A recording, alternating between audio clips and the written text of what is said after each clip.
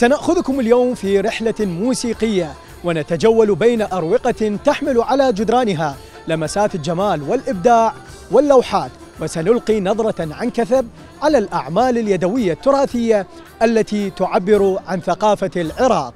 أهلا وسهلا بكم في رسالة اليوم الثالث من الأسبوع الثقافي العراقي المقام في دولة قطر.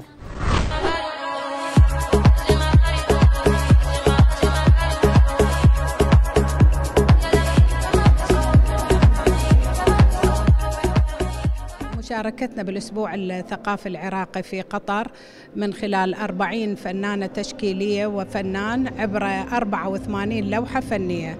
طبعا اللوحات تمثل مختلف المدارس الفنية اللي تعبر عن جمالية اللوحة من خلال الفنان. شملت اللوحات مثل عن الخط العربي، لوحات عن تاريخ العراق وحضارته، لوحات عن الطبيعة، عن الفن التجريدي، الفن التكعيبي، الواقعية.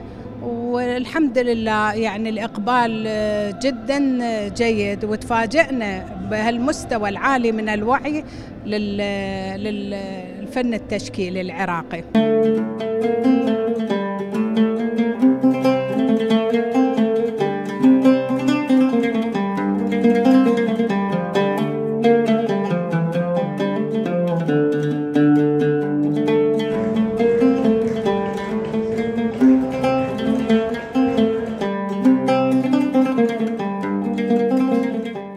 شاركت بالأسبوع الثقافي العراقي في قطر، وكانت مشاركتي بأعمالي الفنية المستوحاة من التراث العراقي. الهدف من المشاركة لتعريف القطريين والوافدين في قطر بالثقافة والتقاليد العراقية. أهم الأعمال اللي شاركت بها أعمال متعددة، منها اللوحات اللي تجمع بين النحت والرسم، ومنها الأكواب اللي مشتغلتها بالمجسمات العجينة اللي هي المنتج اللي طارحته بالأسواق اللي متكونة من السيراميك البارد. لأن الحنة موروث وتراث وبها فالدلالات وبها معاني، والكثير من الناس عندهم إقبال على موضوع نقوش الحناء، فأكيد العراق شارك بنقوش عراقية. فخلي نشوف صبا أو صبا. صبا. زين ليه صبا؟ لأن اسمي مأخوذ من بيت شعر للشاعر أحمد شوقي: سلاما من صبا برد أرق ودمع لا يكفكف يا دمشق. هسه نريد نعرف مشاركتك اليوم وشون كان الإقبال على نقوش الحناء. قدرت من خلال هذا الفن أنه نوصل فد طابع أو انطباع عن العراقية، من خلال أنه أني أحني وأحاديث معينة تصير بيني وبين القطريات والوافدين أصلاً القطر، يسألون عن العراق وغيره، وأنه يتعجبون على سرعة الرسمة وجمال الرسمة وأسلوبي الخاص بها. زين طلبوا رسمات عراقية؟ طبعاً أكيد. وإضافة إلى هذا يعني سوينا غير أشياء، يعني الأطفال رادوا العلم العراقي ويعني مزج ويا العلم القطري، فكلش حبوا الفقرة. شكرا جزيلا لحضرتك. إذن أعزائي المشاهدين، صبا كانت خير سفيرة للعراق، ليس فقط في الرسومات اللي ترسمها، وإنما بالتعريف بحضارة العراق وبتراثه وبثقافتنا الغنية. ابقوا يعني. ودعت الأهل للدوحة عناي، وأمانة هواي قالوا سلمنا، بس أهل عفتهم وسط بغداد، شنهم غادروا ووصلوا قبلنا، لأن كل بيت أشوفه بيت نلقاه، ما سافرت يمكن ذولا هنا. للكلمة وللحرف العراقي حضور أكيد في الأسبوع الثقافي العراقي في الدوحة. نمسي عليك بالخير ونرحب بك على شاشة قناة العراقية. مساء الخير عليك يا حبيبي، وشكرا لهذه التغطية الجميلة، وأكيد هذه جهودكم يعني تصب بمصلحة المهرجان والحفل بشكل عام. نعم، اليوم أنت لميت الجمهور داير مدايرك، خطفته من باقي الفعاليات. الله يحفظك، هذا من ذوقك. لا، هي كل الفعاليات جميلة، وكل واحد له طابعه وطعمه ولونه ونكهته العراقية البغدادية الجنوبية، فهو هذا كرنفال يعني جمع كل أطياف الشعب العراقي بفنونهم. وأنا أعتقد أنه كلمة فن تعني أعلى درجات الإبداع، لذلك نشوف عندما نشوف طبيب متمكن نقول والله طبيب فنان.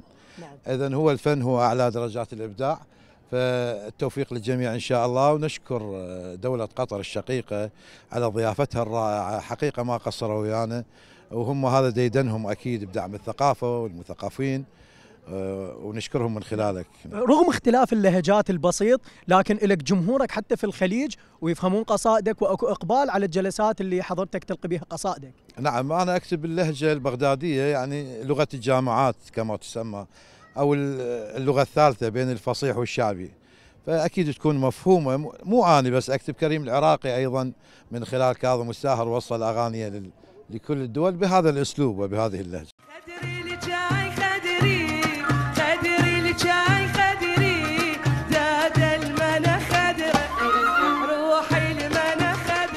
كلش حلو، كلش اقبال على الشاي العراقي، يعني خاصه بدوله قطر انه كلش يحبون الشاي العراقي، ودي يتعنونه من اماكن كلش بعيده على مود الشاي العراقي، وعندنا عبارات هم قديمه حاطيها تمثل العراق. تعال نشرب شاي ويحسدنا الرايح الجاي. اي هاي شغلات، يعني شو عبارات قديمه عراقيه تمثل العراق بصوره عامه.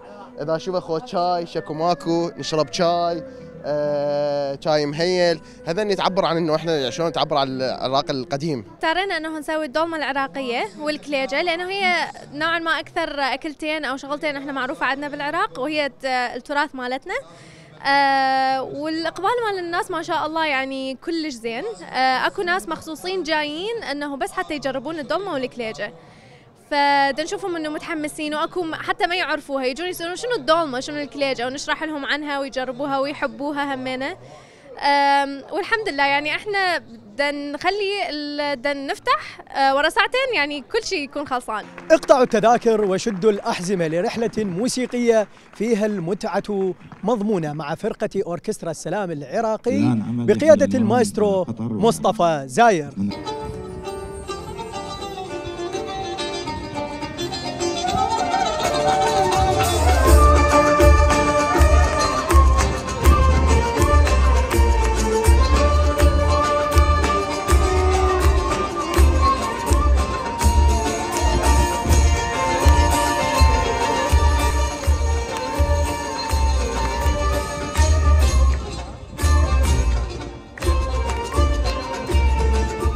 عملية التنوع بالمنهاج من خلال الموسيقى والأغنيات والأغاني، يعني أغاني البغدادية والعراقية والمقامات العراقية، يعني هذا التنوع هو مهم للجمهور حتى يعني ما يبقى على نفس النمط.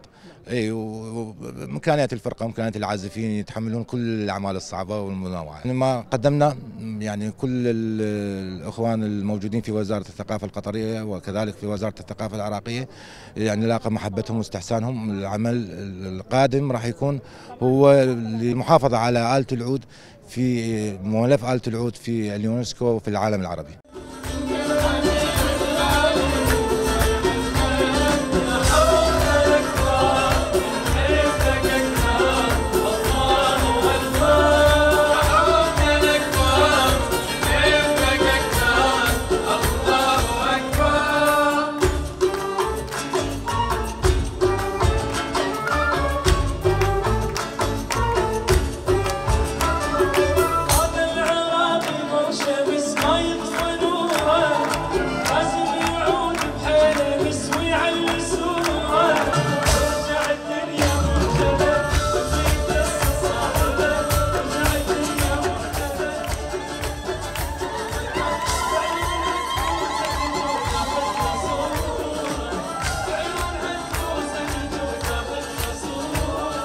هذا الاسبوع كان له يعني محضر من زمان البرنامج. احنا عاده استاذ مصطفى عنده نوع المفاجاه الموجوده دائما، فاحنا نختار التراث، نختار الاغاني التسعينات لناس اللي تلامس الذكريات الجميله القريبه او يعني التاريخ المعاصر.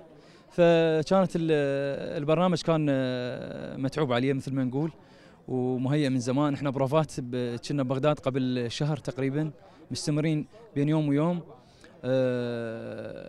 تعرف هيك مناسبة مهمة بالنسبة لنا، بالنسبة لي شخصيا، انه نجي لدولة قطر.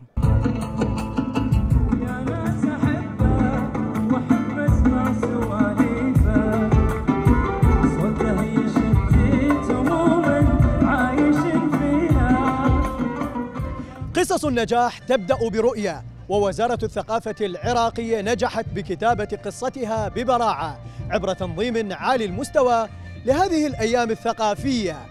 إلى هنا نكون قد وصلنا إلى نهاية رسالتنا لهذا اليوم. كونوا بخير لنكون.